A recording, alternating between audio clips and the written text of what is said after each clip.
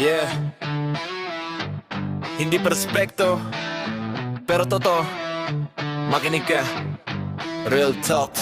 Ako yung taong di marunong magunwari sa mundong puno ng plastik at pagsisinungaling. May paninindigan kahit mahirap tumayo. Mas pipiliin ang tama kahit mag-isa ako. Hindi lahat kakampi, alam ko na yan. Pero di ko ipagpapalit ang prinsipyo dangal. Kung kaibigan kita hanggang dulo ko, pag mali ka sasabihin ko, respeto yun bro. Sa dilim man o liwanag, di ako bibitaw. Sa takot ko sa Diyos, doon ako humuhugot ng lakas. Ako to, loyal hanggang wakas. Mapagmahal, di nagpapakitang plastikan. Tapat na kaibigan, di ka iiwan. May paninindigan kahit masaktan. Ako to, real talk lang palagi. Pumupuna sa mali, di takot magsabi. May takot sa Diyos, puso'y malinis. Ito ko walang edit, walang pili.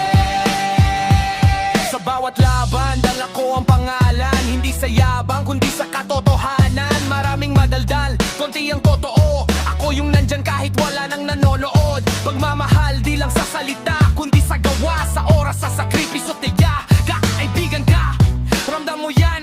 Di kita iiwan kahit gumuho ang daan. Yo, di ako santo, pero di rin demonyo. May pagkukulang pero malinaw ang tono. Kung may mali, tinatawag ko agad. Di para manira, kundi para umangat.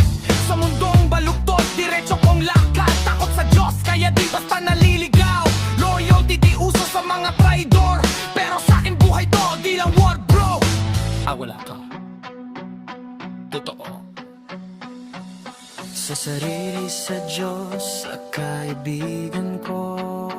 Ako to, loyal hanggang wakas. Mapagmahal, tapat, may paninindigan. Real talk lang, walang atrasan. Sa mali ako ang unang lalaban. Ako to, dito ang toke, ang totoo.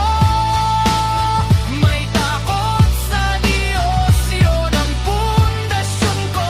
Kung hanap mo'y kaibigang di mag-iiba, ako yun hanggang huli, hanggang gulatan. Ito ang ako.